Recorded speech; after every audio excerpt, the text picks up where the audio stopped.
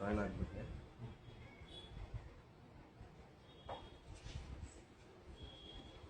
ಬೇಗ ಬೇಗ ಎಲ್ಲರೂ ಜಾಯ್ನ್ ಆಗಿ, ಒಂದು ಇಂಪಾರ್ಟೆಂಟ್ ವಿಷಯ ಹೇಳೋದಿದೆ.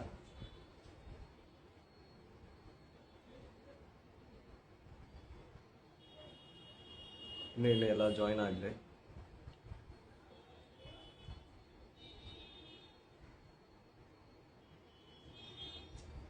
ಓಕೆ, ಬೇಗ ಬೇಗ ಎಲ್ಲ ಜಾಯ್ನ್ ಆಗಿ, ತುಂಬ ಇಂಪಾರ್ಟೆಂಟ್ ವಿಷಯ ಹೇಳೋದಿದೆ.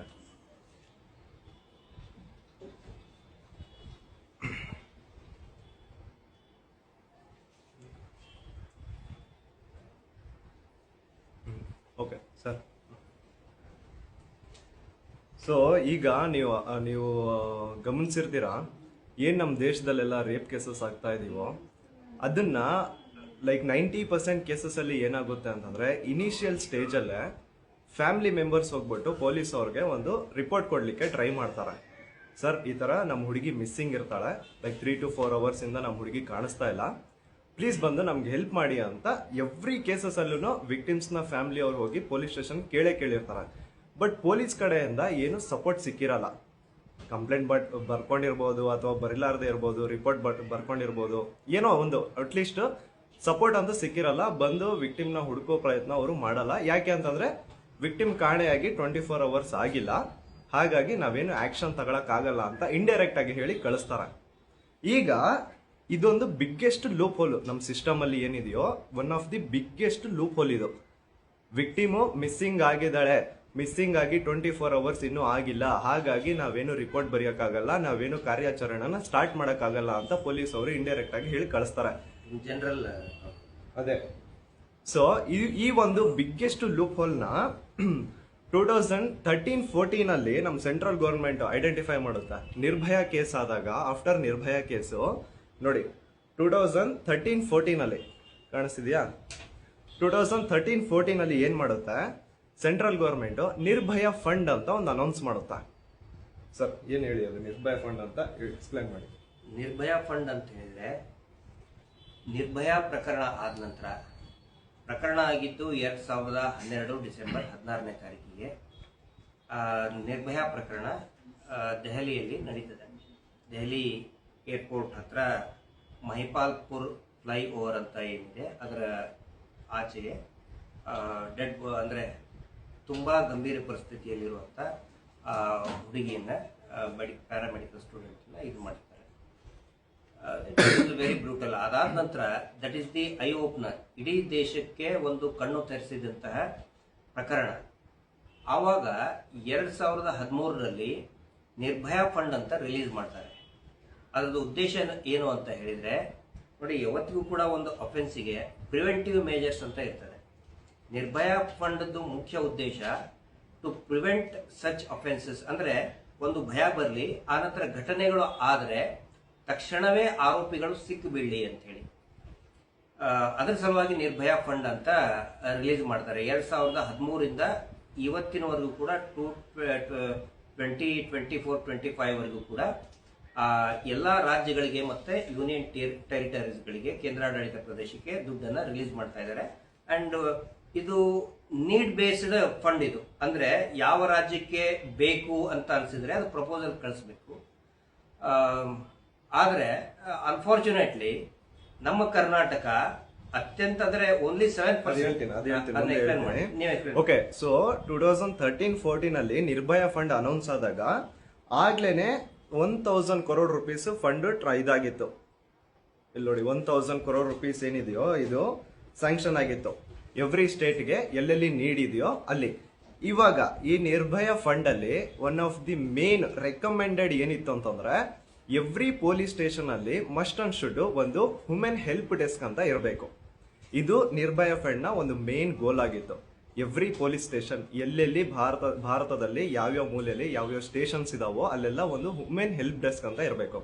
ಆ ಹೆಲ್ಪ್ ಡೆಸ್ಕ್ ನ ಮೇನ್ ಏನಂತಂದ್ರೆ, ಗೋಲ್ ಏನು ಅಂತಂದ್ರೆ, ಯಾರೇ ಒಬ್ರು ವಿಕ್ಟಿಮ್, ಎಸ್ಪೆಷಲಿ ವುಮೆನ್ಸ್ ರಿಲೇಟೆಡ್ ಏನೇ ಪ್ರಾಬ್ಲಮ್ ಇಟ್ಕೊಂಡು ಬಂದ್ರು, ಸಪೋಸ್ ಇವಾಗ ಯಾರದೇ ಫ್ಯಾಮಿಲಿಯಲ್ಲಿ ಯಾವ್ದಾದ್ರು ಒಂದು ಹುಡುಗಿ ಮಿಸ್ಸಿಂಗ್ ಆಗಿದೆ ಅಂತಂದ್ರೆ, ಅಂತ ಕೇಸಲ್ಲಿ ಇಮಿಡಿಯೇಟ್ ಕ್ವಿಕ್ ರಿಯಾಕ್ಷನ್ ತಗೋಬೇಕು ಅಂತ ಹೇಳ್ಬಿಟ್ಟೆ ಈ ವುಮೆನ್ ಹೆಲ್ಪ್ ಡೆಸ್ಕ್ ನ ಮಾಡಿರ್ತಾರೆ. ಮಾಡಬೇಕು ಅಂತ ಈ ನಿರ್ಭಯ ಫಂಡ್ ಅಲ್ಲಿ ಬರುತ್ತೆ. ಅಂಡ್ ಇದ್ರ ಅಕಾರ್ಡಿಂಗು ನೋಡಿ, ಮಿನಿಸ್ಟ್ರಿ ಆಫ್ ಹೋಮ್ ಅಫೇರ್ಸ್, ಇದು ಅಫಿಷಿಯಲ್ ಡಾಕ್ಯುಮೆಂಟ್ ಅವ್ರದ್ದು, ಮಿನಿಸ್ಟ್ರಿ ಆಫ್ ಹೋಮ್ ಅಫೇರ್ಸ್ದು 10th January 2020 ಇದೇನು ಹೇಳುತ್ತೆ, setting up women help desk in police stations. ಅಂದ್ರೆ ಈ ಒಂದು ಮಿನಿಸ್ಟ್ರಿ ಆಫ್ ಹೋಮ್ ಅಫೇರ್ಸ್ ಪ್ರತಿ ಪೊಲೀಸ್ ಸ್ಟೇಷನ್ಗೆ 1 ಲಕ್ಷ ರೂಪಾಯಿ ಕೊಡುತ್ತಾ. ಐ ರಿಪೀಟ್, ಪ್ರತಿ ಪೊಲೀಸ್ ಸ್ಟೇಷನ್ಗೆ 1 ಲಕ್ಷ ರೂಪಾಯಿನ ಕೊಡುತ್ತೆ. ಯಾಕೆ ಅಂತಂದ್ರೆ to set up women help desk. If in case ಯಾರಾದ್ರೂ ಹೆಣ್ಮಕ್ಳು ಏನಾದ್ರೂ ಒಂದು ಪ್ರಾಬ್ಲಮ್ ಕೇಳ್ಕೊಂಡು ಬರ್ತಿದ್ದಾರೆ ಅಂತಂದ್ರೆ ಅವ್ರಿಗೆ ಇಮಿಡಿಯೇಟ್ಲಿ ಒಂದು ಕ್ವಿಕ್ ರಿಯಾಕ್ಷನ್ ಟೀಮ್ ಇರಬೇಕು ಅಂತ ಹೇಳ್ಬಿಟ್ಟೆ ಪ್ರತಿ ಪೊಲೀಸ್ ಸ್ಟೇಷನ್ ಅಲ್ಲಿ ವುಮೆನ್ ಹೆಲ್ಪ್ ಡೆಸ್ಕ್ ಅನ್ನೋದನ್ನ ಮಾಡಬೇಕು ಅಂತ ಅವಾಗ್ಲೇ ಮಿನಿಸ್ಟ್ರಿ ಆಫ್ ಹೋಮ್ ಅಫೇರ್ಸ್ ಪ್ರತಿ ಸ್ಟೇಷನ್ಗೆ 1 ಲಕ್ಷ ರೂಪಾಯಿನ ಗ್ರಾಂಟ್ ಮಾಡುತ್ತೆ. ಸೊ ಈಗ 2020 ಅದಾಯ್ತು. ಅದಕ್ಕಿಂತ ಮುಂಚೆ ನಾನು ಸುಮ್ಮನೆ ಹೆಂಗೆ ಇದನ್ನ ಪ್ರೂಫ್ ಅಂತ ಹೇಳ್ತಿಲ್ಲ, ಆಸ್ ಎ ರೆಫರೆನ್ಸ್ ನಾನು ಚಾಟ್ ಜಿಪಿಟಿಗೆ ಕೇಳಿದೆ, ನಮ್ಮ ಕರ್ನಾಟಕ ಸರ್ಕಾರಕ್ಕೆ ಎಷ್ಟು ಬರ್ತಾ ಇದೆ ಪ್ರತಿ ವರ್ಷ ನಿರ್ಭಯ ಫಂಡ್ ಇಂದ ದುಡ್ಡು, ಎಷ್ಟು ಕೋಟಿ ದುಡ್ಡು ಬರ್ತಾ ಇದೆ ಅಂತ ಕೇಳಿದೆ. ಅಂಡ್ ಎಷ್ಟು ಕೋಟಿ ದುಡ್ಡು ಬರ್ತಾ ಇದೆ ಅಂತ ಇಲ್ಲಿ ಹೇಳಿದೆ ನೋಡಿ.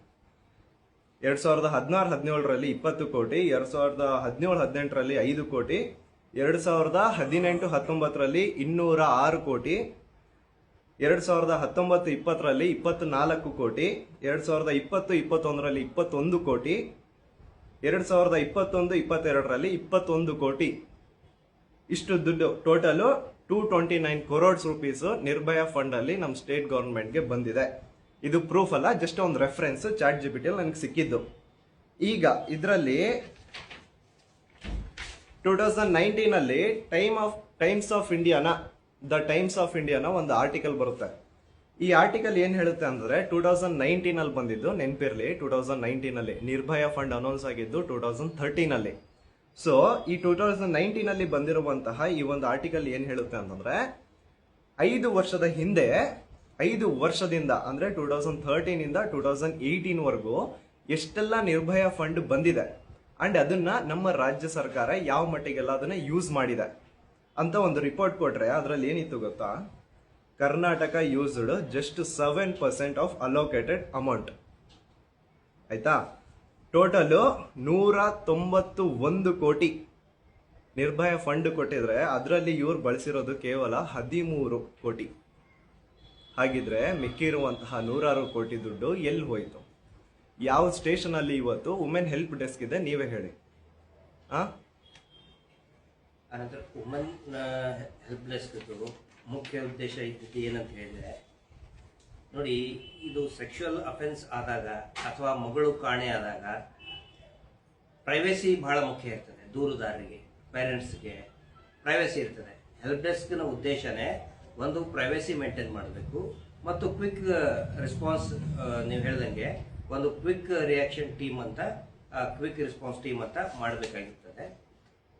ಇಲ್ಲಿ ನಮ್ಮ ಕರ್ನಾಟಕದಲ್ಲಿ ಏನಂತ ಹೇಳಿದ್ರೆ, ತಾವು ಗಮನಿಸಿರ್ತೀರಿ, ಬೆಂಗಳೂರಿನಲ್ಲಿ ಮಾತ್ರ 26 ಪೊಲೀಸ್ ಸ್ಟೇಷನ್ ನಲ್ಲಿ ನಾವು ಹೆಲ್ಪ್ ಡೆಸ್ಕ್ ಮಾಡಿದೀವಿ ಅಂತ ಹೇಳ್ತಾರೆ.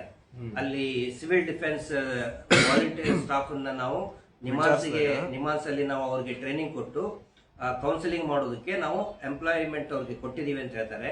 ಬಟ್ ಎಲ್ಲೂ ಕೂಡ ಇದುವರೆಗೆ ಅದರದ್ದು ಇಫೆಕ್ಟ್ ಕಾಣ್ತಾ ಇಲ್ಲ. ನಿರ್ಭಯ ಫಂಡ್ ಕೆಲವು ಬೇರೆ ಬೇರೆ ಹಂತದಲ್ಲಿ ಅದನ್ನು ಯೂಸ್ ಮಾಡ್ತಾರೆ. For example, setting up of fast track court, Soujanya ಪ್ರಕರಣ ಕೂಡ ಫಾಸ್ಟ್ ಟ್ರ್ಯಾಕ್ ಕೋರ್ಟ್ ಅಲ್ಲೇನೆ ಮಾಡಿದ್ರು ಕೂಡ it took a very long, around 11 years ತಗೊಳ್ತದು. 11 ವರ್ಷ ತಗೊಂಡು ಫಾಸ್ಟ್ ಟ್ರ್ಯಾಕ್ ಕೋರ್ಟ್ ಅಂದ್ರೂ ಕೂಡ 11 ವರ್ಷ ತಗೊಳ್ತದು. ಅಂದ್ರೆ ಇನ್ವೆಸ್ಟಿಗೇಷನ್ ಟೈಮ್ ಇಂದ ಹಿಡಿದು 2015ರಲ್ಲಿ ಚಾರ್ಜ್ ಶೀಟ್ ಹಾಕಿದ್ರು ಕೂಡ 2023ವರೆಗೆ ಅದು ನಡೀತದೆ. ಫಾಸ್ಟ್ ಟ್ರ್ಯಾಕ್ ಕೋರ್ಟ್ ಹಾಕಬೇಕು. ಮತ್ತೆ ಇವ್ರು ಹೇಳೋದು ನಾವು CC ಕ್ಯಾಮೆರಾಗಳನ್ನ ಹಾಕಿದೀವಿ ಬೆಂಗಳೂರು ಸಿಟಿಯಲ್ಲಿ ಅಂತ ಹೇಳ್ತಾರೆ. ಅದು ಆ ಪಾಯಿಂಟ್ಗೆ ಬರ್ತೀನಿ, CCTV ಪಾಯಿಂಟ್ಗೆ ಬರ್ತೀನಿ. ಏನಾಗುತ್ತೆ, ಯಾವಾಗ ಈ ನಿರ್ಭಯ ಫಂಡ್ ಅನೌನ್ಸ್ ಆಯ್ತು, ಲೈಕ್ 2013 ಇವತ್ತಿನ ದಿನದವರೆಗೂ ರಾಜ್ಯ ಸರ್ಕಾರಕ್ಕೆ ನಿರ್ಭಯ ಫಂಡ್ ಅಂತ ಬರ್ತಾನೆ ಇದೆ. ಅದ್ರ ಜೊತೆಗೆ ಇಲ್ಲಿ ನೋಡಿ, ಮಿಂಟ್ ಅಲ್ಲಿ ಒಂದು ಆರ್ಟಿಕಲ್ ಬಂದಿದೆ, Karnataka government approves 660 crore for Nirbhaya fund. So ಈ ಒಂದು ಆರ್ಟಿಕಲ್ ನ ಇದರಲ್ಲಿ ಏನ್ ಮೆನ್ಷನ್ ಇದೆ ಅಂತಂದ್ರೆ 2019 Nirbhaya fund under 660 crore rupees sanction ಆಗುತ್ತೆ. ಏಂತಕ್ಕೆ ಸ್ಯಾಂಕ್ಷನ್ ಆಗುತ್ತೆ ಅಂತಂದ್ರೆ ಫಾರ್ ವುಮೆನ್ ಸೇಫ್ಟಿ ಎನ್ಹಾನ್ಸ್ಮೆಂಟ್. ಇವ್ರು ಏನ್ ಮಾಡ್ತಾರೆ, ನಾವು ಬೆಂಗಳೂರಲ್ಲಿ ವುಮೆನ್ ಸೇಫ್ಟಿ ಸಲುವಾಗಿ 16,000 ಕ್ಯಾಮ್ರಾಸ್ನ ಇನ್ಸ್ಟಾಲ್ ಮಾಡ್ತೀವಿ, ಸರ್ವೆಲೆನ್ಸ್ ಕ್ಯಾಮ್ರಾಸ್ನ ಇನ್ಸ್ಟಾಲ್ ಮಾಡ್ತೀವಿ ಅಂತ ಹೇಳ್ತಾರೆ. ಈ 16,000 ಕ್ಯಾಮ್ರಾಸ್ನ ನಂಬರ್ನ ನೋಟ್ ಮಾಡ್ಕೊಳ್ಳಿ. ಈ 16,000 ಕ್ಯಾಮ್ರಾ ಸರ್ವೆಲೆನ್ಸ್ ಕ್ಯಾಮ್ರಾಸ್ನ ಸೆಟಪ್ ಮಾಡ್ಲಿಕ್ಕೆ ಇವರು 667 ಕರೋಡ್ ರುಪೀಸ್ನ ಫಂಡ್ ತಗೊಂಡಿದ್ರು. ತಗೊಂಡಾದ್ಮೇಲೆ ಅದರಲ್ಲಿ ಎಷ್ಟು ಕ್ಯಾಮ್ರಾಸ್ನ ಫಸ್ಟ್ ಫೇಸ್ ಅಲ್ಲಿ ಇವರು 7,500 ಕ್ಯಾಮ್ರಾಸ್ನ ಇನ್ಸ್ಟಾಲ್ ಮಾಡ್ತಾರೆ. ಆಯ್ತಾ, 16,000 ಕ್ಯಾಮ್ರಾಸ್ನ ಇನ್ಸ್ಟಾಲ್ ಮಾಡ್ತೀನಿ ಅಂದವರು ನೆನ್ಪಿಟ್ಕೊಳ್ಳಿ, ಕೇವಲ ಇನ್ಸ್ಟಾಲ್ ಮಾಡಿದ್ದು 7,500 ಕ್ಯಾಮ್ರಾಸು. ಅದಾದ್ಮೇಲೆ ದ ಹಿಂದೂ ಅಲ್ಲಿ ಒಂದ್ 2-3 ವರ್ಷ ಆದ್ಮೇಲೆ ಇನ್ನೊಂದು ಆರ್ಟಿಕಲ್ ಬರುತ್ತೆ. ಏನ್ ಹೇಳುತ್ತೆ ಅಂದ್ರೆ 2019 ಅಲ್ಲಿ ಇವ್ರು ಏನು 667 ಕರೋಡ್ ರುಪೀಸ್ನ ದುಡ್ಡು ತಗೊಂಡು 16,000 ಕ್ಯಾಮ್ರಾಸ್ನ ಇನ್ಸ್ಟಾಲ್ ಮಾಡ್ತೀವಿ ಬೆಂಗಳೂರಲ್ಲಿ ಫಾರ್ ವುಮೆನ್ ಸೇಫ್ಟಿ ಅಂತ ಹೇಳಿದ್ರು. ಅದ್ರಲ್ಲಿ ಇವರು ಏನು 7,500 CCTV ಕ್ಯಾಮ್ರಾಸ್ನ ಅಷ್ಟೇ ಇನ್ಸ್ಟಾಲ್ ಮಾಡಿದ್ರು. ಅದ್ರಲ್ಲೂ ಕೇವಲ 5,000 ಕ್ಯಾಮ್ರಾಸ್ ಮಾತ್ರ ವರ್ಕಿಂಗ್ ಅಲ್ಲಿ ಇರೋದು. ಮಿಕ್ಕಿರುವಂತಹ ಕ್ಯಾಮ್ರಾಗಳೆಲ್ಲ ವರ್ಕಿಂಗ್ ಕಂಡೀಷನ್ ಅಲ್ಲಿ ಇಲ್ಲ. ಹಾ, ಅಂಡ್ ಇನ್ನು 16,000 ಕ್ಯಾಮ್ರಾಸ್ ಅಲ್ಲಿ ಬರೀ ಇನ್ಸ್ಟಾಲ್ ಮಾಡಿದ್ದು 7,500 CCTV ಕ್ಯಾಮ್ರಾಸ್ ಅಷ್ಟೇ. ಹಾಗಿದ್ರೆ ಇನ್ನು ಮಿಕ್ಕಿರುವಂತಹ ದುಡ್ಡು, ಕೋಟ್ಯಾಂತರ ದುಡ್ಡು ಎಲ್ಲಿಗೆ ಹೋಯ್ತು? ಹಾ, ಇದೊಂದಾಯ್ತಾ. ಅದಾದ್ಮೇಲೆ ಮತ್ತೆ ಇನ್ನೊಂದು ಫಂಡ್ ಸ್ಯಾಂಕ್ಷನ್ ಆಗುತ್ತೆ. ಐರಾನಿ ಈಸ್ 667 ಕರೋಡ್ ರುಪೀಸ್ನೇ ಇವರು ಪ್ರಾಪರ್ ಆಗಿ ಯುಟಿಲೈಸ್ ಮಾಡಿಲ್ಲ. ಅಂತದ್ರಲ್ಲಿ ಅಗೇನ್ 2023 ಅಲ್ಲಿ 660 crores for Bengaluru city safe project ಅಂತ ಹೇಳ್ಬಿಟ್ಟು ಅಗೇನ್ 668 crores ಸ್ಯಾಂಕ್ಷನ್ ಆಗುತ್ತೆ. One centre one stop centre scheme ಅಂತ. ಎಲ್ಲಿ ಏನ್ ಮಾಡಿದಾರ? ಎಲ್ಲಿದೆ ವುಮೆನ್ ಸೇಫ್ಟಿ? ಸೆಂಟ್ರಲ್ ಯಾವ್ಯಾವ ಅಫೆನ್ಸ್ ಆಗೋದು ಸ್ವಲ್ಪ ಬೆಂಗಳೂರು ಸೀರಿಯಸ್ ಈಗಲೇ ಜಸ್ಟ್ ನಾನು ಇವಾಗ ಇವರು ಪೂರ್ತಿ ಕ್ಲಿಯರ್ ಆಗಿ ಇನ್ನೊಂದ್ಸತಿ ಹೇಳ್ಬಿಡ್ತೇನೆ. 2013 ಈ 2025 ರಾಜ್ಯ ಸರ್ಕಾರಕ್ಕೆ ನಿರ್ಭಯ ಫಂಡ್ ಇಂದ ಕೋಟ್ಯಾಂತರ ದುಡ್ಡು ಬರುತ್ತೆ to set up women help desk and other women safety related ಏನೇ ಇಶ್ಯೂಸ್ ಇದ್ರು ಅದನ್ನ ಸಾಲ್ವ್ ಮಾಡೋದಕ್ಕೆ ಆ ಫಂಡ್ ಯೂಸ್ ಮಾಡ್ಕೊಳ್ಳಿ ಅಂತ ಬರುತ್ತೆ. ಅದರಲ್ಲಿ ಇವರು ಅದ್ರ ಜೊತೆಗೇನೆ ಇವ್ರಿಗೆ ಮಿನಿಸ್ಟ್ರಿ ಆಫ್ ಹೋಮ್ ಅಫೇರ್ಸ್ ಇಂದ 1 ಲಕ್ಷ ಅಮೌಂಟ್ ಸಹ ಬಂತು. ಪ್ರತಿ ಒಂದು ಸ್ಟೇಟ್ ಅಲ್ಲಿ, ಪ್ರತಿ ಒಂದು ಪೊಲೀಸ್ ಸ್ಟೇಷನ್ ಅಲ್ಲಿ ವುಮೆನ್ ಹೆಲ್ಪ್ ಡೆಸ್ಕ್ ನ ಸೆಟಪ್ ಮಾಡಿ ಅಂತ. ಆದ್ರೂ ಸೆಟಪ್ ಮಾಡಿಲ್ಲ.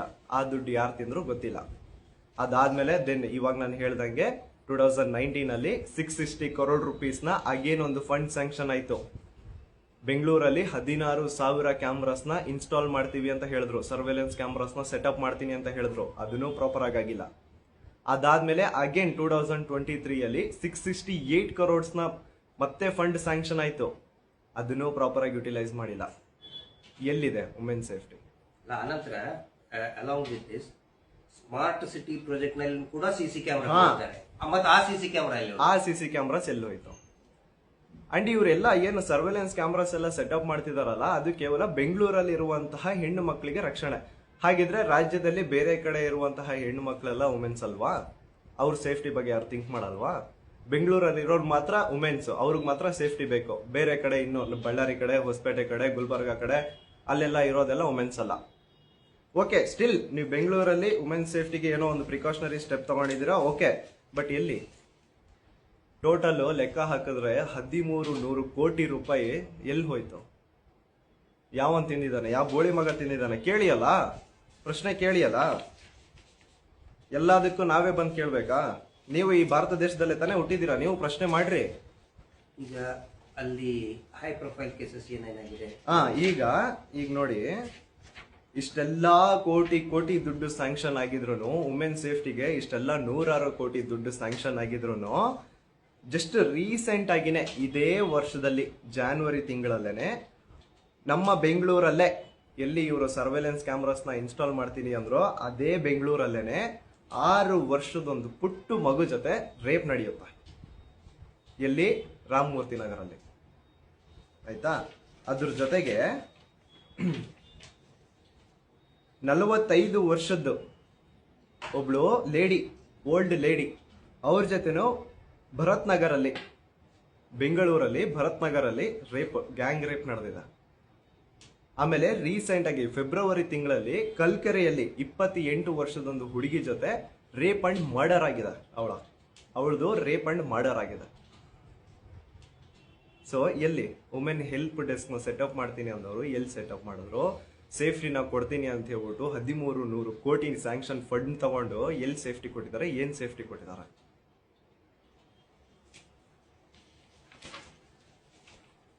ಇದ್ರ ಬಗ್ಗೆ ಒಂದು ಡೀಟೇಲ್ ವಿಡಿಯೋ ಬರುತ್ತೆ.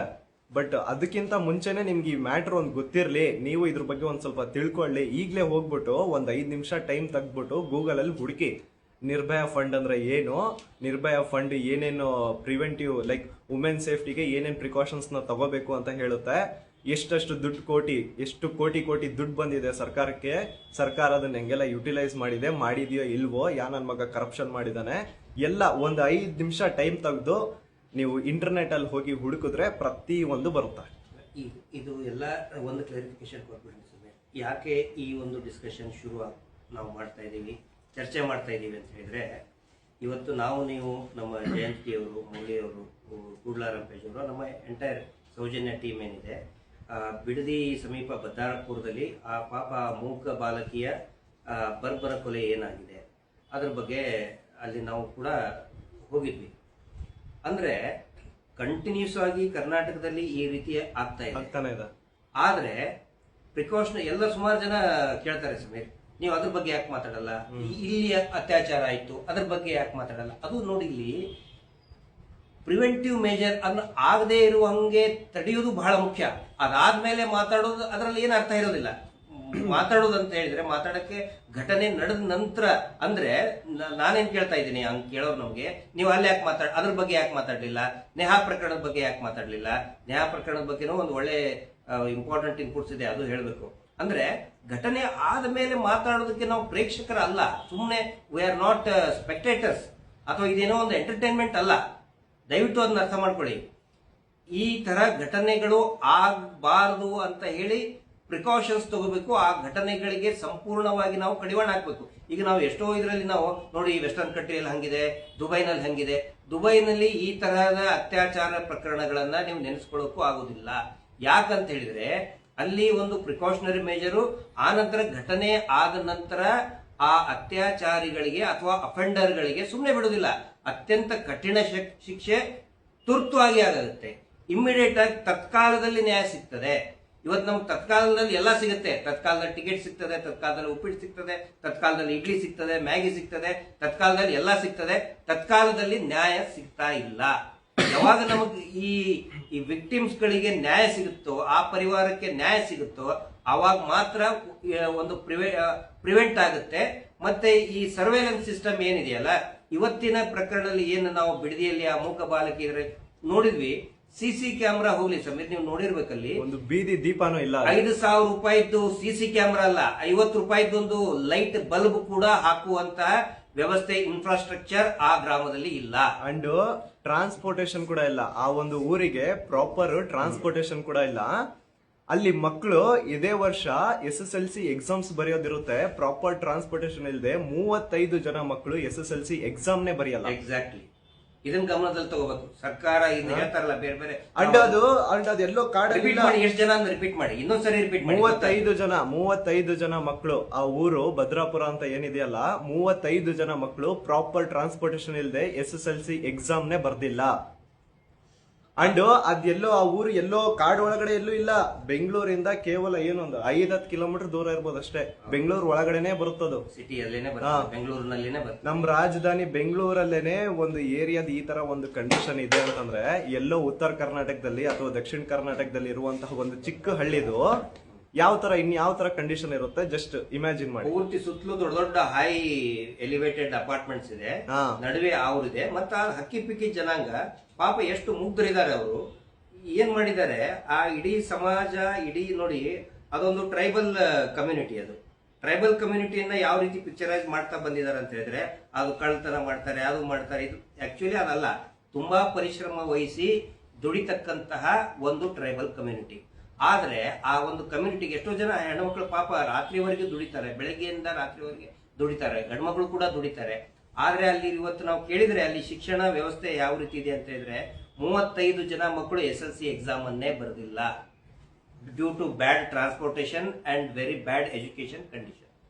ನೋಡಿ, ನಾನು ಹೇಳೋದೇನು ಅಂತಂದ್ರೆ, ನಾನು ಕಿರೀಶ್ ಸರ್ ನಾವಿಬ್ರು ಹೇಳೋದೇನು ಅಂತಂದ್ರೆ, ನಿರ್ಭಯ ಫಂಡ್ ಅನ್ನೋದು ಏನಿದೆಯೋ ಇದು one of the biggest scam. ಈ ನಿರ್ಭಯ ಫಂಡ್ ನ ನಮ್ ರಾಜ್ಯ ಸರ್ಕಾರ ಆಗ್ಲಿ ಅಥವಾ ಕೇಂದ್ರ ಸರ್ಕಾರ ಆಗ್ಲಿ ಪ್ರಾಪರ್ ಆಗಿ ಯುಟಿಲೈಸೇಷನ್ ಮಾಡ್ತಾ ಇಲ್ಲ. ಪ್ರಾಪರ್ ಆಗಿ ಏನಾದ್ರು ನಿರ್ಭಯ ಫಂಡ್ ಇಂದ ಬರ್ತಾ ಇರುವಂತಹ ಒಂದೊಂದು ರೂಪಾಯಿನೂ ಕೂಡ ಪ್ರಾಪರ್ ಆಗಿ ಯುಟಿಲೈಸೇಷನ್ ಮಾಡಿದ್ರು ಅಂದ್ರೆ 99% ಹುಡುಗಿರ ಜೊತೆ ಏನ್ ಅನ್ಯಾಯ ಆಗುತ್ತೋ ಅದನ್ನ ಮುಂಚೆನೆ ತಡೆದ್ ಬಿಡ್ಬೋದು. ಎಷ್ಟೋ ಜನ ವುಮೆನ್ಸ್ ನ ಜೀವನ ಕಾಪಾಡ್ಬಿಡ್ಬೋದು. ಒಂದು ವುಮೆನ್ ಹೆಲ್ಪ್ ಡೆಸ್ಕ್ ಅಂತ ಏನಾದ್ರು ಸೆಟಪ್ ಆಗ್ಬಿಟ್ರೆ ಎಷ್ಟೋ ಜನರಿಗೆ ಬೇಗ ಕ್ವಿಕ್ ರಿಯಾಕ್ಷನ್, ಕ್ವಿಕ್ ಹೆಲ್ಪ್ ಸಿಕ್ಬಿಡುತ್ತೆ. ಬಟ್ ಇವತ್ತೀಗ ಇಲ್ಲಿ ಈಗ ಫಾರ್ ಎಕ್ಸಾಂಪಲ್ ಸೋಷಿಯಲ್ ಮೀಡಿಯಾದಲ್ಲಿ ಈ ಟೀಸಿಂಗ್ ಮಾಡ್ತಾರಲ್ಲ ಹೆಣ್ಮಕ್ಳಿಗೆ, ಈ ಎಷ್ಟೋ ಎಕ್ಸಾಂಪಲ್ ನೋಡಿ ಕರ್ನಾಟಕದಲ್ಲಿ ಸಮಸ್ಯೆ ಹೆಂಗಾಗ್ತಾ ಇದೆ ಅಂದ್ರೆ ಪ್ರಾಕ್ಟಿಕಲ್ ಸಮಸ್ಯೆ ನಾನು ಹೇಳ್ತಾ ಇದ್ದೀನಿ. ಪೊಲೀಸ್ ಸ್ಟೇಷನ್ಗೆ ಹೋಗ್ತಾರೆ, ಏನ್ ಹೇಳ್ತಾರೆ, ಸೈಬರ್ ಸೆಲ್ ಅಂತ ಇದೆ ಅಲ್ಲಿ ಹೋಗ್ರಿ ಅಂತ ಹೇಳ್ತಾರೆ. ಅಲ್ಲಿ ಹೋದ್ಕೊಳ್ಳಿ ಏನ್ ಮಾಡ್ತಾರೆ, ಅಲ್ಲಿ ಸೈಬರ್ ಸೆಲ್ ನವರು ಇಲ್ಲ ಇದನ್ನ ಕಂಪ್ಲೇಂಟ್ ತಗೊಳಕ್ ಆಗಲ್ಲ ಅಂತ ಹೇಳ್ತಾರೆ. ಅವಾಗ ಅವ್ರು ಯಾರಿಗೋ ಅಣ್ಣ ಅಥವಾ ತಮ್ಮನೋ ಅಥವಾ ಯಾರಾದ್ರೂ ಲೀಡರ್ ಕಡೆ ಹತ್ರ ಫೋನ್ ಮಾಡ್ತಾರೆ. ಅವಾಗ ಆಯ್ತು ತಗೊಳ್ತೀವಿ, ನಿನ್ ಮೊಬೈಲ್ 15 ದಿನ ನಮ್ಮ ಹತ್ರ ಕೊಡ್ಬೇಕು ಅಂತ ಹೇಳ್ತಾರೆ. ಮುಗಿತಾ ಅಲ್ಲೇ. ಇಲ್ಲಿ ಹೆಂಗೆ ಅಂತಂದ್ರೆ ನಮ್ ಡಿಪಾರ್ಟ್ಮೆಂಟ್ ಅವರೇ ದೊಡ್ಡ ಜಡ್ಜ್ಗಳು. ಅವ್ರ ಹತ್ರ ಯಾರಾದ್ರೂ ಏನಾದ್ರು ಒಂದು ಕೇಸ್ ತಗೊಂಡ್ ಬಂದ್ರೆ ಅದು ಯಾರ್ ತಪ್ಪೈತೆ, ಯಾರು ಇನ್ನೋಸೆಂಟ್ ಇದಾರೆ ಏನು ನೋಡಲ್ಲ, ಇವರೇ ಫಸ್ಟ್ ಜಡ್ಜ್ ಮಾಡ್ಬಿಡೋದು. ಓಹ್ ನೀನ್ ಹಿಂಗ್ ಮಾಡಿರ್ಬೋದು, ಓಹ್ ನೀನು ನಿಮ್ ತಂಗಿ ಮಿಸ್ಸಿಂಗ್ ಅಂತ ರಿಪೋರ್ಟ್ ಕೊಡಕ್ ಬಂದಿದ್ಯಾ, ನಿಮ್ ತಂಗಿ ಯಾರ ಜೊತೆನಾದ್ರು ಓಡೋಗ್ ಗಿಡಕೊಳ್ಳೋದು, ಯಾರನ್ನಾದ್ರು ಲವ್ ಮಾಡಿರ್ತಾಳೆ ಅವನೇನಾದ್ರೂ ಎತ್ತಕೊಂಡು ಹೋಗ್ಬಿಟ್ಟಿರ್ತಾನೆ, ಹೋಗು ಬರ್ತಾಳೆ ಅಂತ ಇವ್ರುಗಳೇ ಜಡ್ಜ್ ಮಾಡ್ಬಿಡೋದು. ಪ್ರಾಪರ್ ಆಗಿ ಇನ್ವೆಸ್ಟಿಗೇಷನ್ ಮಾಡದೆ ವಿಷಯ ಏನು ಅಂತ ತಿಳ್ಕೊಳ್ಳಾರ್ದೆ ಇವ್ರುಗಳೇ ಜಡ್ಜ್ ಮಾಡ್ಬಿಡೋದು. ಆನಂತರ ಎಲ್ಲೆಲ್ಲಿ ಪೊಲೀಸರು ಇಮಿಡಿಯೇಟ್ ಆಗಿ ಕಾರ್ಯರೂಪಕ್ಕೆ ಇಳಿತಾರೆ, ಫೀಲ್ಡ್ಗೆ ಇಳಿತಾರೆ, ಅವಾಗ ಸೇವ್ ಮಾಡಿದಂತ ಉದಾಹರಣೆನೂ ಇದೆ. ಫಾರ್ ಎಕ್ಸಾಂಪಲ್ ಬ್ಯಾಟ್ರಾಯನ್ಪುರದಲ್ಲಿ ಮೇ ಬಿ 1 ತಿಂಗಳ ಹಿಂದೆ ಒಂದು ಇನ್ಸಿಡೆನ್ಸ್ ನಡೀತು. ಸಾಯಂಕಾಲ 6 ಗಂಟೆ ನಂತರ ಪಾಪ ಆ ಮನೆಯ ಹುಡುಗಿ ಇದನ್ ಬರ್ಲಿಲ್ಲ, ಮನೆಗೆ ಬರ್ಲಿಲ್ಲ ಅಂತೇಳಿ ಇಡೀ ಇದನ್ನೆಲ್ಲ ಹುಡುಕ್ತಾರೆ. ಅವರು ಫ್ಯಾಕ್ಟ್ರಿನಲ್ಲಿ ಹೋಗ್ತಾರೆ, ಸುತ್ತಮುತ್ತಲು ಹೋಗ್ತಾರೆ, ಸಿಗುದೇನಿಲ್ಲ. ರಾತ್ರಿ 9-10 ಗಂಟೆವರೆಗೆ ಪಾಪ ಹುಡುಗಿಯ ತಾಯಿ ಮತ್ತೆ ಹುಡುಗಿಯ ಅಣ್ಣ ಇಬ್ರು ಸರ್ಚ್ ಮಾಡ್ತಾರೆ. ಆದ್ರೆ ಪೊಲೀಸ್ ಸ್ಟೇಷನ್ಗೆ ಹೋದ ಮೇಲೆ ಅವರು ಯಾರು, ನಾನು ಅವ್ರ ಹೆಸರು ಹೇಳಲೇಬೇಕು, ಇನ್ಸ್ಪೆಕ್ಟರ್ ಪುನೀತ್ ಅಂತ ಮತ್ತೆ PSI ಮುಳಿದಾರೆ, ಇಮಿಡಿಯೇಟ್ ಆಗಿ ಆಕ್ಷನ್ ಇಳಿತಾರೆ. ನಡುರಾತ್ರಿ 2:30ಗೆ ಮಿಸ್ಸಿಂಗ್ ಕೇಸ್ ರಿಜಿಸ್ಟರ್ ಮಾಡಿದ್ದಾರೆ ಬೆಂಗಳೂರಿನಲ್ಲಿ. ಆ ನಂತರ ಆ ಯಾವ ಫ್ಯಾಕ್ಟರಿಯಲ್ಲಿ ಆ ಹುಡುಗಿ ಕೆಲಸ ಮಾಡ್ತಿದ್ಲೋ ಆ ಹುಡುಗಿ ಅಲ್ಲಿ ಈ ಓನರ್ಗೂ ಕೂಡ ಮಾತಾಡಿದಾರೆ. ರಾತ್ರೋರಾತ್ರಿ ಗಾರ್ಡ್ಗೂ ಕೂಡ ತಕ್ಷಣ ಬಹಳ ಸ್ಟ್ರಿಕ್ಟ್ ಆಗಿ ವಾರ್ನಿಂಗ್ ಕೊಟ್ಟಿದ್ದಾರೆ, ನಿಮ್ಮ ಮೇಲೆ ಆಕ್ಷನ್ ತಗೊಳ್ತೀವಿ ಅಂತೇಳಿ. ಅದರ ಪರಿಣಾಮವಾಗಿ ಮರುದಿನನೇ ಬೆಳಿಗ್ಗೆ 7-8 ಗಂಟೆಗೆ ಅದೊಂದು ಏಕೆಂದ್ರೆ ಒಂದು ವೇವ್ ಕ್ರಿಯೇಟ್ ಮಾಡ್ತದೆ. ಇವ್ರು ಪೊಲೀಸರು ಆಕ್ಟಿವ್ ಆಗಿದ್ದಾರೆ, ಯಾಕಂದ್ರೆ ಅಫೆಂಡರ್ಸ್ ಏನಿರ್ತಾರೆ ಅಲ್ಲೇ ಸುತ್ತಮುತ್ತಲೇ ಇರ್ತಾರೆ. ಯಾವಾಗ ಪೊಲೀಸ್ ಮೂವ್ಮೆಂಟ್ ಕಾಣುತ್ತೋ ಅವಾಗ ಅಲರ್ಟ್ ಆಗಿ ಹೆದರ್ಕೊಂಡು ಆ ಮರುದಿನಾನೇ ಒಂದು ಮಠದಲ್ಲಿ ನಾವು ಸಿದ್ಧಗಂಗಾ ಮಠಕ್ಕೂ ಕೂಡ ನಾವು ದೊಡ್ಡ ಥ್ಯಾಂಕ್ಸ್ ಹೇಳಬೇಕು. ಮತ್ತು ಆ ಬ್ಯಾಟರಾಯನಪುರ ಪೊಲೀಸ್ ಸ್ಟೇಷನ್ ಇನ್ಸ್ಪೆಕ್ಟರ್ ಅವರಿಗೆ, ಮುರಳೀಧರ್ ಅವರಿಗೆ, ಪುನೀತ್ ಅವರಿಗೂ ಮತ್ತೆ ಎಂಟೈರ್ ಸ್ಟಾಫ್ಗೂ ಕೂಡ ಥ್ಯಾಂಕ್ಸ್ ಹೇಳಬೇಕು. ಅಂದ್ರೆ ಇಲ್ಲಿ ಸಮೇತ ನಾವು ಬರೀ ಟೀಕೆ ಮಾಡೋದು ನಮ್ ಕೆಲಸ ಅಲ್ಲ, ಎಲ್ಲೆಲ್ಲಿ ಒಳ್ಳೆ ಕೆಲಸ ಆಗಿದೆ ಅದನ್ನು ಕೂಡ ನಾವು ಹೇಳ್ಬೇಕಾಗುತ್ತೆ. ಯಾವಾಗ ಪೊಲೀಸರು ಫೀಲ್ಡಿಗೆ ಎಳಿತಾರೆ ಅವಾಗ ಖಂಡಿತ ರಿಸಲ್ಟ್ ಬರ್ತದೆ. ಅದೇ ಹೇಳ್ತಿದ್ದೀನಲ್ಲ, ಪ್ರತಿ ಸ್ಟೇಷನ್ ಅಲ್ಲಿ ಈ ನಿರ್ಭಯ ಫಂಡ್ ನ ಪ್ರಾಪರ್ ಯುಟಿಲೈಸೇಷನ್ ಆಗಿ ಪ್ರತಿ ಒಂದು ಸ್ಟೇಷನ್ ಅಲ್ಲಿ ವುಮೆನ್ ಹೆಲ್ಪ್ ಡೆಸ್ಕ್ ಅಂತ ಏನಾದ್ರು ಕ್ರಿಯೇಟ್ ಆಯ್ತು ಅಂತಂದ್ರೆ 99% ಏನ್ ರೇಪ್ ಕೇಸಸ್ ಆಗ್ತಿದಾವೋ ಇವನ್ನ ಇನಿಷಿಯಲ್ ಸ್ಟೇಜಸ್ ಅಲ್ಲೇ ಕ್ವಿಕ್ ರಿಯಾಕ್ಷನ್ ಕೊಟ್ಟು ಕ್ವಿಕ್ ಹೆಲ್ಪ್ ಕೊಟ್ಟು ಆ ಏನು ಪಾಪ ಅವ್ರ ಜೊತೆ ಅನ್ಯಾಯ ಆಗುತ್ತೋ ಅದನ್ನ ತಡಿಬಹುದು. 99% ಕೇಸಸ್ ಅಲ್ಲಿ ಇಟ್ಸ್ ಪಾಸಿಬಲ್. ನಾವು ಈ ಸೌಜನ್ಯ ಹೆಲ್ಪ್ ಲೈನ್ ಎದಕ್ಕೆ ಹೇಳ್ತಾ ಇದೀವಿ, ಇದೇ ಕಾರಣಕ್ಕೆ. ಒಂದು ಇದೆಲ್ಲವೂ ಕೂಡ ಏನಂತ ಹೇಳಿದ್ರೆ ಈ ಸೌಜನ್ಯ ಹೋರಾಟದ ಒಂದು ಭಾಗನೇ ಇದು, ವುಮೆನ್ ಸೇಫ್ಟಿ ಅನ್ನೋದು. ಆದ್ರೆ ಏನಾಗ್ಬಿಡ್ತದೆ, ಮಾತಾಡಕತ್ಕೊಳ್ಳೆ ಇವರು ಧರ್ಮ ವಿರೋಧಿಗಳು. ಈಗ ಸಮೀರ್ ಮಾತಾಡಕತ್ನ, ಸಮೀರ್ ಮುಸಲ್ಮಾನ್ ಬೇಕು ಬಹುಶಃ ಬಂದಿಲ್ ಕಾಣ್ತದೆ. ಆನಂತರ ಈ ಯಾವುದು ಮೊನ್ನೆದು ಇನ್ಸಿಡೆನ್ಸ್ ಏನಿದೆಯಲ್ಲ ಮೂಕ ಬಾಲಕಿ ಬಗ್ಗೆ, ಯಾಕೆ ಇಡೀ ರಾಜ್ಯ ಮಟ್ಟದಲ್ಲಿ ದೊಡ್ಡ ದೊಡ್ಡ ಚಾನೆಲ್ ಮಾತಾಡ್ತಾ ಇಲ್ಲ ಅಂತ ಹೇಳಿದ್ರೆ ಆ ಅತ್ಯಾಚಾರಿಯ ಧರ್ಮ ಗೊತ್ತಾಗಿಲ್ಲ. ಅಪ್ಪಿ ತಪ್ಪಿ ಸಮೀರ್ ಏನಾದ್ರು ನೀನು 2-3 ಮಾಡಿರ್ಬೇಕಲ್ಲ ಅದ್ರ ಬಗ್ಗೆ, ಒಂದ್ಸಾರಿ ಮಾತಾಡಿದೀಯ. ಒಂದ್ ವೇಳೆ ಏನಾದ್ರು ಅಫೆಂಡರ್ಸ್ ಮುಸ್ಲಿಂ ಅಂತ ಇದ್ಬಿಟ್ರೆ ನಿನ್ನ ಪರಿಸ್ಥಿತಿ ನಡ್ಸ್ಕೋ ಏನಾಗ್ತದೆ? ಏನಿಲ್ಲ, ಟ್ಯಾಗ್ ಮಾಡ್ತಾರ ನಿನ್ನ ಪರಿಸ್ಥಿತಿ ಅಂದ್ರೆ ನಾನು ಯಾವನಾದ್ರೂ ಮಾಡ್ಲಿ ಗುರು, ಅದ್ರಲ್ಲಿ ಯಾವ ಜಾತಿ ಧರ್ಮದವನಾದ್ರೂ ಆರೋಪಿ ಸಿಕ್ಕ ಅಂತಂದ್ರೆ ನನ್ ರಿಯಾಕ್ಷನ್ ವಿಲ್ ಬಿ ಸೇಮ್. ನಾವು ನನ್ ದೃಷ್ಟಿಯಲ್ಲಿ ಒಬ್ಬ ಕ್ರಿಮಿನಲ್ ಈಸ್ ಎ ಕ್ರಿಮಿನಲ್ ಅಷ್ಟೇ. ಅವನು ಯಾವ ದೊಡ್ಡ ವ್ಯಕ್ತಿ ಆಗಿದ್ರು ನಾನು ಕೇರ್ ಮಾಡಲ್ಲ, ಯಾವ ಜಾತಿ ಧರ್ಮ ಆಗಿದ್ರು ನಾನು ಕೇರ್ ಮಾಡಲ್ಲ. Criminal is A criminal. ಈಗ ಜನಗಳಿಗೆ ಪ್ರಶ್ನೆ ಮಾಡುವ ಒಂದು ಹ್ಯಾಬಿಟ್ ಬರಬೇಕು. ಈ ನಾರ್ತ್ ಇಂಡಿಯಾದಲ್ಲಿ ತುಂಬಾ ಅಲರ್ಟ್ ಆಗಿದ್ದಾರೆ, ನಾವು ನೋಡ್ತೀವಲ್ಲ ಸೋಷಿಯಲ್ ಮೀಡಿಯಾದಲ್ಲಿ ಪ್ರಶ್ನೆ ಮಾಡ್ತಾರೆ. ನಾವು ಹೇಳೋದು ಅದೇ, ನಾವೇನ ವೆರಿ ತುಂಬಾ ದೊಡ್ಡ ವ್ಯಕ್ತಿಗಳ ಏನಲ್ಲ, we are also very common people. ಆದ್ರೆ ನಾವು ಏನು ಪ್ರಮೋಟ್ ಮಾಡಬೇಕು ಅಂತ ಹೇಳಿದ್ರೆ ಇಂಥ ಸಂದರ್ಭದಲ್ಲಿ ಜನಗಳು ಮಾತಾಡೋದಕ್ಕೆ ಸ್ಟಾರ್ಟ್ ಮಾಡಬೇಕು. Start questioning. ಎಸ್, ನಿರ್ಭಯ ಫಂಡ್ ಬಗ್ಗೆ ಅದ್ರ ಯುಟಿಲೈಸೇಷನ್ ಬಗ್ಗೆ ತಿಳ್ಕೊಳ್ಳಿ. ಅದು ಏನು, ನಿರ್ಭಯ ಫಂಡ್ ಅಂದ್ರೆ ಏನು, ವುಮೆನ್ ಹೆಲ್ಪ್ ಡೆಸ್ಕ್ ಅಂದ್ರೆ ಏನು, ಅದರಿಂದ ಯಾವ ತರ ಎಲ್ಲ ಯೂಸೇಜ್ ಆಗುತ್ತೆ, ಯಾವ ತರ ಎಲ್ಲ ಹೆಲ್ಪ್ ಆಗೋದು, ವುಮೆನ್ ಸೇಫ್ಟಿನ ಹೆಂಗೆಲ್ಲ ಪ್ರಿವೆಂಟ್ ಮಾಡ್ಬೋದು, ಹೆಂಗೆಲ್ಲ ಪ್ರಮೋಟ್ ಮಾಡ್ಬೋದು, ಇದ್ರ ಬಗ್ಗೆ ಎಲ್ಲ ಇದೆ. ಒಂದ್ಸತಿ ಹೋಗ್ಬಿಟ್ಟು ನಿರ್ಭಯ ಫಂಡ್ ಬಗ್ಗೆ ನೋಡಿ, ರಿಸರ್ಚ್ ಮಾಡಿ, ಅದ್ರಲ್ಲಿ ಎಷ್ಟು 106 ಕೋಟಿ ಸ್ಕ್ಯಾಮ್ ನಡೀತಿದೆ ಅಂತ ನಿಮ್ಗೆ ಗೊತ್ತಾಗುತ್ತಾ. ಪ್ಲೀಸ್ ನಿರ್ಭಯ ಫಂಡ್ ಬಗ್ಗೆ ಸ್ವಲ್ಪ ತಿಳ್ಕೊಳ್ಳಿ. ಅದು ರಾಜಗೋಪಾಲ್ ನಗರ ಪೊಲೀಸ್ ಠಾಣೆ ಅಗಳನ್ನ ರೆಫರೆನ್ಸ್ ಕೊಟ್ಟಿದ್ದು, ಐಡೆಂಟಿಫೈ ಮಾಡಿದ್ರು. That is Rajagopal Nagar police ಠಾಣೆ. ಈಗ ನೆಕ್ಸ್ಟ್ ಇದನ್ನು ಏನು ಸೌಜನ್ಯ ಪ್ರಕರಣದಲ್ಲಿ ಈ ಅಪ್ಡೇಟ್ಸ್ ಕೂಡ ಹೌದು, ಸೌಜನ್ಯ ಪ್ರಕರಣ ತುಂಬಾ ಜನ ಕೇಳ್ತಾ ಇದ್ರೆ ನಮ್ಗೆ, ಬ್ರೋ ಸೌಜನ್ಯ ಕೇಸ್ ಏನಾಯ್ತು, ಸೌಜನ್ಯ ಕೇಸ್ ಏನಾಯ್ತು, ಅದ್ರಲ್ಲಿ ಏನಾದ್ರು ಅಪ್ಡೇಟ್ ಇದೆಯಾ ಅಂತ. ಹಂಗಾಗಿನೇ ಇವತ್ತು ಗಿರೀಶ್ ಸರ್ ಅವ್ರನ್ನ ಜೊತೆ ಕೂರಿಸ್ಕೊಂಡು ನಾನು ಈ ವಿಡಿಯೋ ಇದು ಲೈವ್ ಮಾಡ್ತಾ ಇರೋದು. ಸೌಜನ್ಯ ಪ್ರಕರಣ ಡೇ 1 ಇಂದ ನಮ್ಮ ದಕ್ಷಿಣ ಕನ್ನಡದ ಅನೇಕ ಯೂಟ್ಯೂಬ್ ಚಾನಲ್ಗಳು ಮತ್ತೆ ಇಡೀ ರಾಜ್ಯಾದ್ಯಂತ ಅನೇಕ ಯೂಟ್ಯೂಬ್ ಚಾನಲ್ಗಳು, ಫೇಸ್ಬುಕ್ ಪೇಜ್ಗಳಲ್ಲಿ ಇದರಿಂದ ಒಂದು ಅವೇರ್ನೆಸ್, ತುಂಬಾ ದೊಡ್ಡ ಮಟ್ಟದಲ್ಲಿ ಅವೇರ್ನೆಸ್ ಕ್ರಿಯೇಟ್ ಆಗಿದೆ. ಇವತ್ತು ನಾವು ಬಿಡದಿಯ ಭದ್ರಾಪುರದಲ್ಲಿ ಹೋದಾಗೂ ಕೂಡ ಅಲ್ಲಿರ್ತಕ್ಕಂತಹ ಆ ಮುಗ್ಧ ಜನತೆಯನ್ನು ಕೂಡ ಜನಾಂಗದ ಅನೇಕ ಯುವಕರು ಕೂಡ ನಿಮ್ಮನ್ನ ಕುಡ್ಲಾರಾಂಪೆ ಜಯಂತ್ ಅವ್ರನ್ನ ಎಂಟೈರ್ ನಮ್ದು ಮುರಳಿ ಅವರು ಎಲ್ಲ ಟೀಮ್ ಏನಿತ್ತು, ವಿಶೇಷವಾಗಿ ಸಮೀರ್ ಬಂದ, ಒಬ್ರು ಹೇಳಿದ್ರು ಸಮೀರ್ ಬಂದಿದ್ದಾನೆ ಅಂತ ಹೇಳಿದ್ರೆ ನಮ್ಗೆ ಬಹಳ ಖುಷಿ ಆಯ್ತು. ನಿನ್ನೆ DCM ಬಂದಿದ್ರು, ಅವರು ರಾಜಕೀಯವಾಗಿ ಇದನ್ನ ಕೊಟ್ಟು ಹೋಗ್ತಾರೆ, ಆದ್ರೆ ನೀವು ಬಂದಿದ್ದಕ್ಕೆ ನಮಗೆ ತುಂಬಾ ಇದನ್ನಾಯ್ತು, ಏನೋ ಖುಷಿ ಅಂದ್ರೆ ನಮ್ಗೆ ನ್ಯಾಯ ಸಿಗ್ತದೆ ಅನ್ನೋ ಒಂದು ಇದನ್ನಿದೆ. ಆಮೇಲೆ ಪ್ರತಿಯೊಬ್ರು ಕೂಡ ಸೌಜನ್ಯ ಪ್ರಕರಣನ ಅಬ್ಸರ್ವ್ ಮಾಡ್ತಾನೆ ಇದ್ದಾರೆ. ಪ್ರತಿಯೊಬ್ರು ಕೂಡ ಯಾರ್ಯಾರ ಹತ್ರ ಮೊಬೈಲ್ ಇದೆ ಸೌಜನ್ಯ ಪ್ರಕರಣವನ್ನ ಇದನ್ನ ಮಾಡ್ತಾನೆ ಇದ್ದಾರೆ ನಮ್ಮ ರೆಗ್ಯುಲರ್ ಆಗಿ.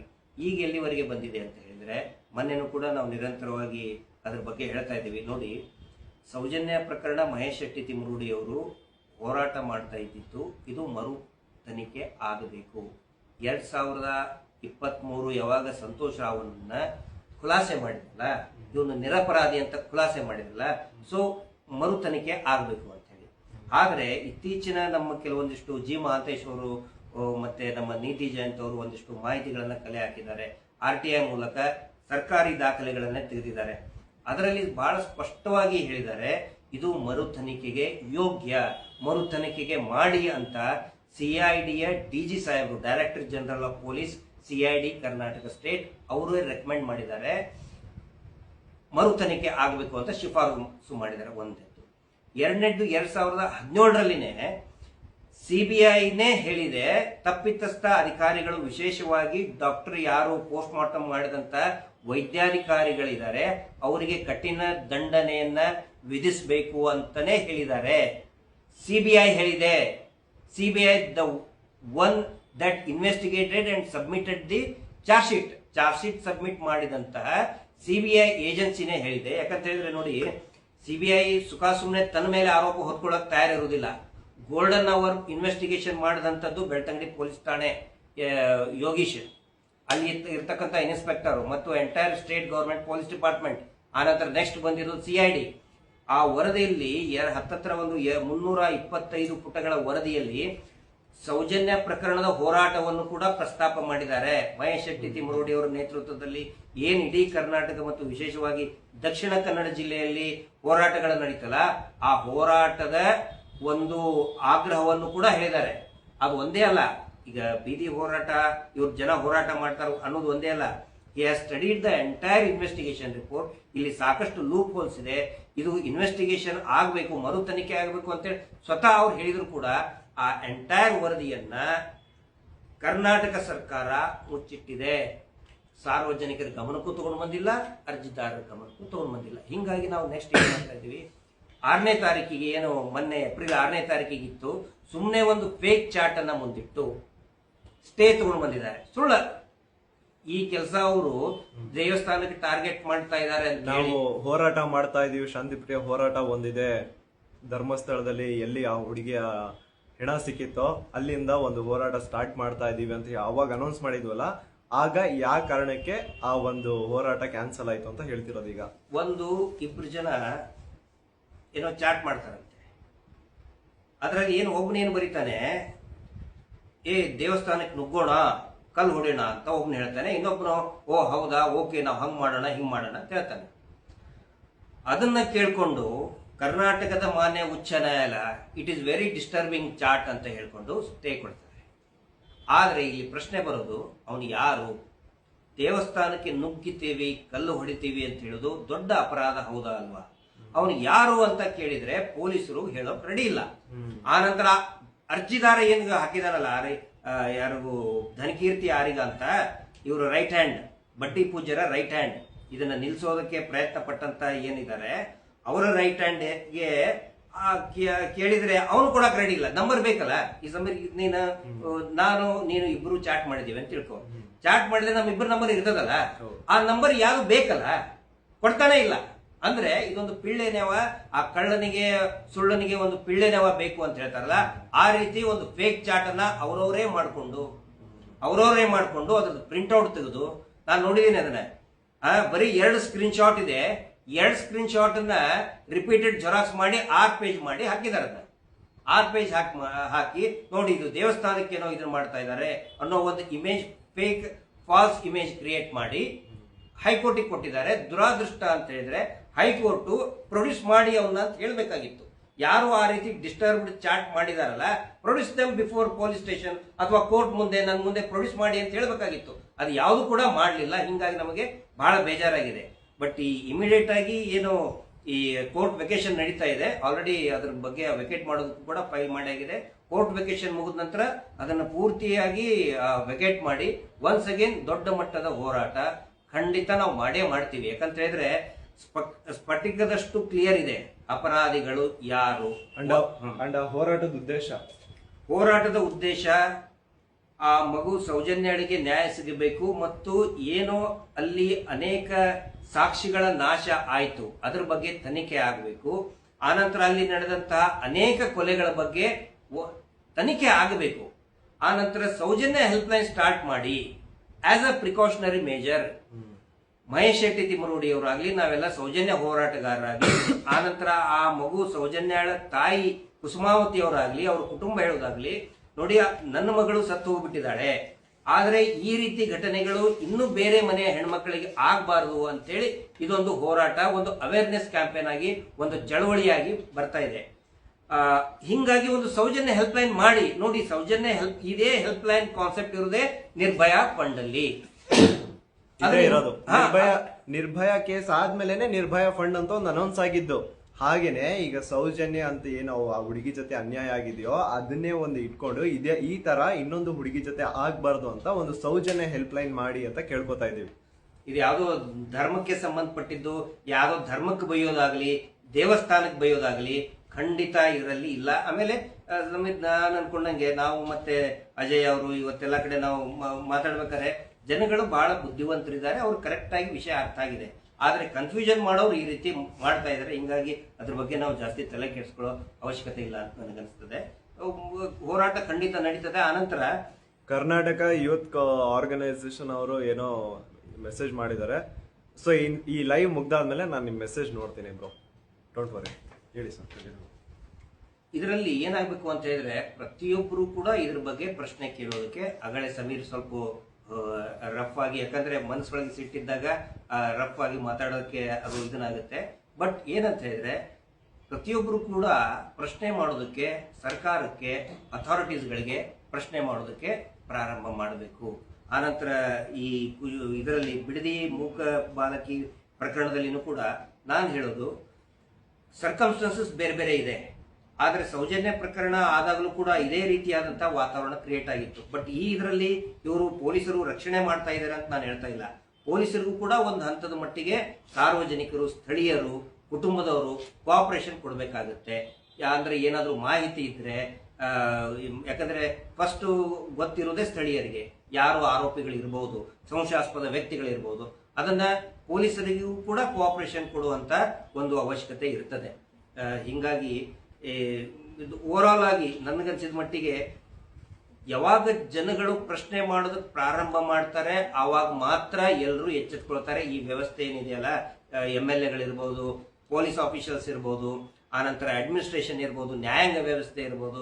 ನನಗೆ ಒಂದು ಸಮಾಧಾನ ತಂದಿದ್ದಂತ ಹೇಳಿದ್ರೆ, ಸೌಜನ್ಯ ಪ್ರಕರಣದ ಹೋರಾಟದಿಂದ ಸಾಕಷ್ಟು ಜನರಿಗೆ ಒಂದು ಅವೇರ್ನೆಸ್ ಅಂತ ಕ್ರಿಯೇಟ್ ಆಗ್ತಾ ಇದೆ. ಇವತ್ತು ನೋಡಿ, ಯಾರದು ಮಂಜೇಶ್ ಅಲ್ವಾ, ಮಂಜೇಶ್ ಪಾಗಲ್ ಮೈಕ್, ಈ ಬಿಡದಿಯ ಮೂಕ ಹಕ್ಕಿ ಪಾಪ ಆ ಬಡ ಮೂಕ ಹುಡುಗಿಯ ಘಟನೆಯನ್ನ ಯಾವ್ದೋ ದೊಡ್ಡ ದೊಡ್ಡ ಚಾನೆಲ್ ರಿವೀಲ್ ಮಾಡಲಿಲ್ಲ, ಬ್ರೇಕ್ ಮಾಡಲಿಲ್ಲ. ಹಿಂದೆ ನೋಡಿ, ಇದು ನಮ್ಮ ಚಾನೆಲ್ ನಲ್ಲೇ ಬ್ರೇಕ್ ಆಯ್ತು ಅಂತ ತುಂಬಾ ಹೆಮ್ಮೆಯಿಂದ ದೊಡ್ಡ ದೊಡ್ಡ ಚಾನೆಲ್ಗಳು ಹೇಳ್ಕೊತಾ ಇದ್ದು, ನಾವು ಬ್ರೇಕ್ ಮಾಡಿದ್ವಿ ಅಂತ ಹೇಳಿ. ಬಟ್ ಇದೇನಿದೆಯಲ್ಲ, ಮಂಜೇಶ್ ಅಂತ ಯಾವುದು ಪಾಗಲ್ ಮೈಕ್ ಅಂತ ಹೇಳಿ ಒಂದು ಯೂಟ್ಯೂಬ್ ನಡೆಸ್ತಾರೆ. ನಾನು ಕೇಳಿದೆ, ಅವ್ರಿಗೆ ಇವತ್ತು ಸಿಕ್ಕಿದ್ರಲ್ಲ, ಚಾಮರಾಜಪೇಟೆಯಿಂದ ಬಂದಿದ್ದಾರೆ ಪಾಪ. ಫ್ರಮ್ ಚಾಮರಾಜಪೇಟೆಯಿಂದ ಇಲ್ಲಿ ಭದ್ರಾಪುರವರೆಗೆ ಬಂದು ಅವರು ತಮ್ಮ ಯೂಟ್ಯೂಬ್ ನಲ್ಲಿ ಹೇಳಿದಾಗ, ಇನ್ಸ್ಟಾಗ್ರಾಮ್ ನಲ್ಲಿ ಹೇಳಿದಾಗ ಎಲ್ಲರಿಗೂ ಕೂಡ ಇದೊಂದು ಶಾಕ್ ಆಯ್ತು. ಹಿಂಗಾಗಿ ಎಲ್ಲರೂ ಅಲ್ಲಿ ಬರೋದಕ್ಕೆ ಪ್ರಾರಂಭ ಮಾಡಿದ್ರು. ಮತ್ತೆ ಸ್ಥಳೀಯಲ್ಲಿ ಅಲ್ಲಿರುವಂತ ಮುಜೀಬ್ ಅಂತ ಕೆಲವೊಂದಿಷ್ಟು ಅವೇರ್ನೆಸ್ ಸೋಷಿಯಲ್ ಮೀಡಿಯಾದಲ್ಲಿ ಮಾತಾಡ್ತಕ್ಕಂಥವ್ರು. ಅಂದ್ರೆ that is the power of common man. ಇಲ್ಲಿ ನಾವಾಗ್ಲಿ ನೀವಾಗ್ಲಿ ಯಾರು ಈ ಯೂಟ್ಯೂಬರ್ಗಳಾಗ್ಲಿ ತುಂಬಾ VIP ದೊಡ್ಡ ದೊಡ್ಡ ಕಾರ್ಪೊರೇಟ್ ಕಂಪನಿ ನಡೆಸುವಂತಹ ಚಾನೆಲ್ಗಳಲ್ಲ. We are very common man. ಶಕ್ತಿ ಇರುವುದೇ ಸಾಮಾನ್ಯರಲ್ಲಿ, ಜನಸಾಮಾನ್ಯರಲ್ಲಿನೇ ಶಕ್ತಿ ಇರ್ತದೆ. ಅಂಡ್ ಪ್ರಶ್ನೆ ಮಾಡೋದಕ್ಕೆ ನಾನೇ ಬರ್ಬೇಕು, ಗಿರೀಶ್ ಸರೇ ಬರ್ಬೇಕು, ಅಥವಾ ಬೇರೆ ಯಾರೋ ಬರ್ಬೇಕಂತಲ್ಲ. ನಿಮ್ಮ ಹತ್ರನೂ ಸೋಷಿಯಲ್ ಮೀಡಿಯಾ ಆಪ್ಸ್ ಇದಾವೆ, ನಿಮ್ಮ ಹತ್ರನೂ ಇನ್ಸ್ಟಾಗ್ರಾಮ್ ಅಕೌಂಟ್ ಇದೆ, ಯೂಟ್ಯೂಬ್ ಅಕೌಂಟ್ ನೀವು ಕ್ರಿಯೇಟ್ ಮಾಡಬಹುದು. So start questioning.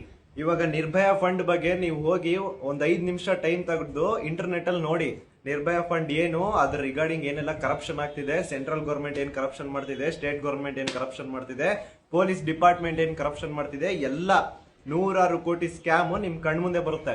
So please ಒಂದ್ 5 ನಿಮಿಷ ಹೋಗ್ಬಿಟ್ಟು ನೋಡಿ, ನೀವೇ ರಿಸರ್ಚ್ ಮಾಡಿ ನೋಡಿ. ಎಲ್ಲಾರು ಪ್ರಶ್ನೆ ಮಾಡ್ದಾಗ್ಲೇ ಆ ರಾಜಕಾರಣಿಗಳಿಗೂ ವಿಷಯ ಮುಟ್ಟಿ ಅವರು ಏನಾದ್ರು ಒಂದು ಆಕ್ಷನ್ ತಗೊಳಕ್ಕಾಗೋದು. ಅವ್ರವ್ರ ಕಾರ್ಪೊರೇಟರ್ಗಳಿಗೆ, MLA ಗಳಿಗೆ ಪ್ರಶ್ನೆ ಮಾಡಿ. ಯಾಕಂತ ಹೇಳಿದ್ರೆ ಇದು ಇದೆಯಲ್ಲ ನೋಡಿ, ಇದೇನಿದೆ ಡೈರೆಕ್ಷನ್ ಸೆಂಟ್ರಲ್ ಗೌರ್ಮೆಂಟ್ ಇಂದ ಪ್ರಿನ್ಸಿಪಲ್ ಸೆಕ್ರೆಟರಿ ಈ ಹೋಮ್ ಅಫೇರ್ಸ್ ಇಂದ ಎಲ್ಲಾ ರಾಜ್ಯದ ಹೋಮ್ ಡಿಪಾರ್ಟ್ಮೆಂಟ್ ಹೋಮ್ ಸೆಕ್ರೆಟರಿಗೆ ಬರೆದಂತಹ ಅಧಿಕೃತ ಸರ್ಕಾರಿ ದಾಖಲೆ ಲೆಟರ್, ಇದು ಪತ್ರ. ಏನಂತ ಹೇಳ್ತಾರೆ, ಎಲ್ಲಾ ಡಿಸ್ಟಿಕ್ ನಲ್ಲಿನೂ ಕೂಡ ವಿಮೆನ್ ಹೆಲ್ಪ್ ಡೆಸ್ಕ್ ಮಾಡಬೇಕು ಅಂತ ಹೇಳಿದ್ದಾರೆ. ಆಮೇಲೆ ಸಮೀರ್ ಹೇಳ್ದಂಗೆ ಒಂದೊಂದು ಹೆಲ್ಪ್ ಡೆಸ್ಕ್ಗೆ 1 ಲಕ್ಷ ರೂಪಾಯಿ ನಿರ್ಭಯ ಫಂಡ್ ಇಂದ ಕೊಡಬೇಕು ಅಂತ. ಸೊ ನಿಮ್ಮ ಶಾಸಕರುಗಳಿಗೆ, ಜನಪ್ರತಿನಿಧಿಗಳಿಗೆ ನೀವು ಪ್ರಶ್ನೆ ಮಾಡಿ, ನಮ್ಮ ಜಿಲ್ಲೆಯಲ್ಲಿ ಹೆಲ್ಪ್ ಡೆಸ್ಕ್ ಎಲ್ಲಿದೆ? ತಕ್ಷಣ ಯಾರಾದ್ರೂ ಒಬ್ಬ ಹುಡುಗ ಫಾಲೋ ಮಾಡ್ತಾ ಇದ್ದಾನೆ ನೋಡಿ. ಅನೇಕ ಇದ್ರ ಕಡೆ ಏನಾಗುತ್ತೆ, ಈ ರೋಮಿಯೋಗಳು ಇರ್ತಾರಲ್ಲ, ಅವರು ಬೀಳಿಸ್ತಾ ಇರ್ತಾರೆ ಮೊಬೈಲ್ ಅಲ್ಲಿ, ಫೇಸ್ಬುಕ್ ಅಲ್ಲಿ, ವಾಟ್ಸ್ಆಪ್ ಅಲ್ಲಿ ಕೆಟ್ಟ ಮೆಸೇಜ್ ಆಗ್ತಾ ಇರ್ತಾರೆ. ಅಂತ ಸಂದರ್ಭದಲ್ಲಿ ಈ ವಿಮೆನ್ ಹೆಲ್ಪ್ ಡೆಸ್ಕ್ ಹೆಲ್ಪ್ ಆಗುತ್ತೆ. ಏನೇ ಸಣ್ಣ ಪುಟ್ಟ ಪ್ರಾಬ್ಲಮ್ ಆದ್ರೂನು ಇನ್ಸ್ಟಾಗ್ರಾಮ್ ಅಲ್ಲಿ ನಿಮ್ ಪೋಸ್ಟ್ ಕೆಳಗಡೆ ಯಾರಾದ್ರೂ ಕೆಟ್ಟದಾಗ ಕಮೆಂಟ್ ಹಾಕ್ತಾ ಇದ್ರು ಆ ಒಂದು ಕಂಪ್ಲೇಂಟ್ ಸಹ ನೀವು ವುಮೆನ್ ಹೆಲ್ಪ್ ಡೆಸ್ಕ್ ಹೋಗಿ ಕೊಡಬಹುದು. ಇಮಿಡಿಯೇಟ್ ಆಕ್ಷನ್ ತಗೊಂತಾರೆ ಅವರು. ಆದ್ರೆ ಏನ್ ಮಾಡ್ತೀರಾ, ನಮ್ ಸ್ಟೇಟ್ ಅಲ್ಲಿ ವುಮೆನ್ ಹೆಲ್ಪ್ ಡೆಸ್ಕ್ ನ ಜಸ್ಟ್ ಪೇಪರ್ ಮೇಲೆ ಮಾಡ್ಬೇಕು ಅಂತ ಇದೆ, ಮಾಡಿಲ್ಲ. ಮಹಿಳಾ ಆಯೋಗ ಪ್ರಶ್ನೆ ಮಾಡಿ, ಅವ್ರು ಬರೀ ರೀಲ್ ಮಾಡೋದು ಸಾಕು. ಮಹಿಳಾ ಆಯೋಗದವ್ರು ಏನ್ ಪ್ರಪೋಸಲ್ ಕೊಟ್ಟಿದ್ದಾರೆ, ಇದ್ರ ಮೇಲೆ ಏನ್ ವರ್ಕ್ ಮಾಡಿದ್ದಾರೆ, ಅದ್ರ ಬಗ್ಗೆ ಪ್ರಶ್ನೆ ಮಾಡ್ಬೇಕು ಮಹಿಳಾ ಆಯೋಗದವರು. ಬರೀ ಈ ತರ ಸಂತ್ರಸ್ತರ ಮನೆಗೆ ಹೋಗಿ ಒಂದು ಭಾಷಣ ಮಾಡಿ ಒಂದು ರೀಲ್ ಮಾಡೋದಲ್ಲ. ಆದ್ರೆ ಆಕ್ಚುಲಿ ಅದ್ರ ಕೆಲಸ ಯಾವ್ದು ಮಹಿಳಾ ಆಯೋಗ ಇದೆಯಲ್ಲ, ಅವರು ಕೂಡ it is equivalent to a court. ಮಹಿಳಾ ಆಯೋಗ ಅಂತ ಹೇಳಿದ್ರೆ ಒಂದು ನ್ಯಾಯಾಲಯಕ್ಕೆ ಸಮಾನ ಅದು. ಅವರು ಕೂಡ ಮಾತಾಡಬೇಕು, ಬಟ್ ಓನ್ಲಿ ಪೊಲಿಟಿಕಲ್ ಗೇನ್ಗೋಸ್ಕರ ಮಾತಾಡೋದು ಬೇಡ. ಮಹಿಳಾ ಆಯೋಗಕ್ಕೂ ಕೂಡ ಎಲ್ಲರೂ ಕೂಡ ದಯಮಾಡಿ ಪ್ರಶ್ನೆಯನ್ನ ಮಾಡಿ. ವಿಶೇಷವಾಗಿ ಅತಿ ಹೆಚ್ಚಿನ ಸಂಖ್ಯೆಯಲ್ಲಿ ಹೆಣ್ಮಕ್ಳು ಆಯ್ತು, ಮತ್ತೆ ಯಾರು ಯುವಕರಿದ್ದಾರೆ, ಒಂದಿಷ್ಟು ಜನ ನನಗೆ ಒಂದು ವೆರಿ ಇದನ್ನ ಪ್ರಶ್ನೆ ಕೇಳ್ತಾರೆ. ನೀವು ಅಂದ್ರೆ ಕ್ವಶನ್ ಮಾಡ್ತಿರ್ತಾರೆ, ನಿಮ್ಗೆ ಯಾಕೆ ಗೊತ್ತಿಲ್ಲ ವುಮೆನ್ ಆಕ್ಟಿವಿಸ್ಟ್ ಮಾಡ್ಬೇಕಲ್ಲ. ನಾನು ಎಲ್ಲರಿಗೂ ಒಂದು ನನ್ನ ಅಭಿಪ್ರಾಯ ಹೇಳ್ತೀನಿ. ನಮ್ಮ ಮನೆಯಲ್ಲಿರುವಂತ ನಮ್ಮ ಮಗಳಾಗ್ಲಿ, ತಂಗಿ ಆಗ್ಲಿ, ಹೆಂಡತಿ ಆಗ್ಲಿ, ತಾಯಿ ಆಗ್ಲಿ ಮನೆಗೆ ಬರ್ಲಿಲ್ಲ ಅಂತ ಹೇಳಿದ್ರೆ ಜಾಸ್ತಿ ತಲೆ ಕೆಡ್ಸ್ಕೊಳ್ಳೋದು ಯಾರು? ಆ ಮನೆಯಲ್ಲಿರೋ ಗಂಡ್ಮಕ್ಳೆ ತಾನೆ. ಹೆಣ್ಮಕ್ಳು ಸುರಕ್ಷಿತವಾಗಿ ಮನೆಯೊಳಗೆ, ನಾನು ಇದು ಏನೋ ಊರು ಉದ್ಧಾರ ಆಗ್ಲಿ ಅಂತ ನಾವು ಮಾಡ್ತಾ ಇಲ್ಲ, ದಯವಿಟ್ಟು ಅಂತ ತಿಳ್ಕೊಳ್ಳಿ. ಊರು ಉದ್ಧಾರ ಆಗ್ಲಿ, ನಾವು ಜಗತ್ತು ಉದ್ಧಾರ ಆಗ್ಲಿ ಅಂತ ಮಾಡ್ತಾ ಇಲ್ಲ. ನಮ್ಮ ಮನೆಯ ಕೆಲಸ ಇದು, ನಮ್ಮ ಮನೆಯ ಸ್ವಾರ್ಥಕ್ಕೆ ನಾವು ಮಾಡ್ತಾ ಇದ್ದೀವಿ. ಮನೆಯೊಳಗೆ ನಮ್ಮ ತಂಗಿ ಬರ್ಲಿಲ್ಲ ಅಂತ ಹೇಳಿದ್ರೆ ಕರೆಕ್ಟ್ 6 ಗಂಟೆಗೆ ಬರೋದು, 7 ಗಂಟೆ ಇದನ್ನ ಅಂತಂದ್ರೆ ತಮ್ಮನಿಗೆ ಎದೆ ಡವ ಹೊಡ್ಕೊಳಕ್ ಚಾಲು ಆಗ್ತದೆ. ಪ್ರತಿಯೊಂದು ಫ್ಯಾಮಿಲಿ, ವಿಶೇಷವಾಗಿ ಮಿಡಲ್ ಕ್ಲಾಸ್ ನಲ್ಲಿ ಇರುವಂತಹ ಒಂದು ಸಮಸ್ಯೆ ಅವ್ರಿಗೆ ಕಾಡ್ತಾ ಇರೋದು ಅದೇ. ಮಗಳು ಬೇಗ ಬರಲಿಲ್ಲ ಅಂತ ಹೇಳಿದ್ರೆ ಅಪ್ಪನ ತಂದೆಗೆ ಹೆದರಿಕೆ ಶುರು ಆಗ್ತದೆ. ಹಿಂಗಾಗಿ ನಾನು ಅವ್ರಿಗೆ ಕೇಳ್ತಾ ಇದ್ದಾರಲ್ಲ, ನೀವು ಇದನ್ನೆಲ್ಲ ಯಾಕೆ ಮಾಡ್ತಾ ಇದ್ದೀರಿ ಅಂತ ಹೇಳೋರಿಗೆ, ನಾನು ಇದನ್ನ ನಮ್ಮ ಮಕ್ಕಳು, ನಮ್ಮ ಮನೆಯಲ್ಲಿರೋ ಹೆಣ್ಮಕ್ಳು ಇಷ್ಟೇ ಮಾಡ್ತಾ ಇದ್ದೀನಿ, ಒಂದು ಅವೇರ್ನೆಸ್ ಅಂತ ಕ್ರಿಯೇಟ್ ಆಗಲಿ, ಅದನ್ನೆಲ್ಲರೂ ಅರ್ಥ ಮಾಡ್ಬೋದು. ನಾವೇನೋ ಸ್ಪೆಷಲ್ ಅಲ್ಲ, ಖಂಡಿತ. ಈಗೆಲ್ರೂ ನಿಮ್ ಇನ್ಸ್ಟಾಗ್ರಾಮ್ ಅಕೌಂಟ್ ಅಲ್ಲಿ ನಿಮ್ಮಿಂದ ಎಷ್ಟು ಸಾಧ್ಯ ಆಗುತ್ತೋ ಅಷ್ಟು ವಿಡಿಯೋಸ್ ಮಾಡಿ ಪ್ರತಿಯೊಂದು ಪೊಲೀಸ್ ಸ್ಟೇಷನ್ ಅಲ್ಲಿ ವುಮೆನ್ ಹೆಲ್ಪ್ ಡೆಸ್ಕ್ ಅನ್ನೋದನ್ನ ಸೆಟಪ್ ಮಾಡ್ಲೇಬೇಕು ಅಂತ ಡಿಮ್ಯಾಂಡ್ ಮಾಡಿ. ಇನ್ ಕೇಸ್ ಏನಾದ್ರು ವುಮೆನ್ ಹೆಲ್ಪ್ ಡೆಸ್ಕ್ ಅಂತ ಏನಾದ್ರು ಸೆಟಪ್ ಆದ್ರೆ, ಹೆಣ್ಮಕ್ಳಿಗೆ ಅಂತ ಏನಾದ್ರು ಸೆಟಪ್ ಆದ್ರೆ 99% ಏನು ವುಮೆನ್ಸ್ ಜೊತೆ ಎಲ್ಲ ಅನ್ಯಾಯ ನಡೀತಾ ಇದೆಯೋ ಅದನ್ನ ತಡಿಬಹುದು. ಇದಕ್ಕಿಂತ ಬೆಸ್ಟ್ ಆಪ್ಷನ್ ಇನ್ನೇನಿಲ್ಲ. ಎಕ್ಸಾಕ್ಟ್ಲಿ. ಅದು ಏನು ವುಮೆನ್ ಹೆಲ್ಪ್ ಡೆಸ್ಕ್ ಮತ್ತೆ ಇದು it's a part of Soujanya help line. ಈಗೇನು ಅದಕ್ಕೆ ನಾವು ಹೇಳೋದು, ಎಲ್ಲರೂ ನಾವು ಯುನೈಟೆಡ್ ಆಗೋಣ. ಈ ಇದನ್ನ ಡಿವೈಡ್ ಮಾಡೋಕ್ಕೆ ಬಹಳ ಜನ ಪ್ರಯತ್ನ ಮಾಡ್ತಾರೆ, ಹಂಗೆ ಹಿಂಗೆ ಅಂತೇಳಿ. ದಯವಿಟ್ಟು ಆ ಕಡೆ ಯಾರು ಕೂಡ ನಮ್ಮಲ್ಲಿನೇ ಅದೇ ಹೇಳೋದು. ಎಲ್ಲಕ್ಕಿಂತ ಇಲ್ಲಿ ರಾಜರಂತ ಯಾರು ಅಂತ ಹೇಳಿದ್ರೆ ನಾವೇ ಪ್ರಜೆಗಳು, ಸಾಮಾನ್ಯ ಜನಸಾಮಾನ್ಯನೇ ಪ್ರಜೆ. ಆದರೆ ಯಾವಾಗ ಪ್ರಜೆ ಆಗ್ತಾನೆ, ಯಾವಾಗ ನಮ್ಮಲ್ಲಿ ಒಗ್ಗಟ್ಟಿರ್ತದೆ, ಯೂನಿಟಿ ಇರ್ತದೆ, ಅವಾಗ ಮಾತ್ರ ನಾವು ರಾಜರಾಗ್ತೇವೆ. ನಾವು ಡಿವೈಡ್ ಆದ್ರೆ ನಾವು ರಾಜರಾಗೋಕ್ಕಾಗೋದಿಲ್ಲ, ನಾವು ಗುಲಾಮರಾಗ್ತೀವಿ ಒನ್ಸ್ ಅಗೇನ್. ಹಿಂಗಾಗಿ ಸೊ ಅದರ ಸಲುವಾಗಿ ಇವತ್ತು ಏನು ಬಿಡದಿಯಲ್ಲಿ ನಾವು ಹೋಗಿದ್ವಿ. ಆಮೇಲೆ ಈ ತರ ಈ ಪ್ರತಿ ವಾರ ನಾವು ಇಂಥ 1-2 ನೋಡ್ತಾನೆ ಇದೀವಿ. ಅಂದ್ರೆ ಸೊ ಒಂದು ಅವೇರ್ನೆಸ್ ಅಂತ ಕ್ರಿಯೇಟ್ ಆಗಲಿ ಅಂತ ಆ ಒಂದು ಪ್ರಯತ್ನಕ್ಕೋಸ್ಕರ ಇವತ್ತು ಈ ನಾವು ಮತ್ತೆ ನೀವು ಲೈವ್ ಬಂದು ಮಾತಾಡ್ತಾ ಇದೀವಿ.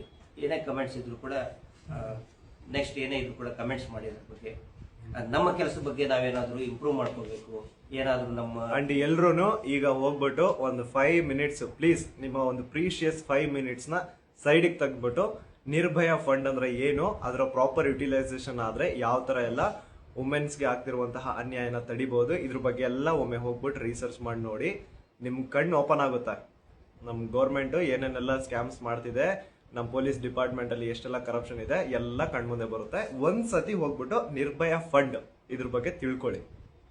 ಅಂಡ್ ಪ್ರತಿ ಒಂದು ಸ್ಟೇಟ್ ಅಲ್ಲೂ ಪ್ರತಿ ಒಂದು ಸ್ಟೇಷನ್ ಅಲ್ಲೂ ವುಮೆನ್ ಹೆಲ್ಪ್ ಡೆಸ್ಕ್ ಅನ್ನೋದು ಒಂದು ಆಗ್ಬೇಕು, ಅಂಡ್ ಸೌಜನ್ಯ ಹೆಲ್ಪ್ ಲೈನ್ ಅಂತ ಒಂದು ಆಗ್ಬೇಕು ಅಂತ ಡಿಮ್ಯಾಂಡ್ ಮಾಡಿ. We request. Okay, thank you. Justice for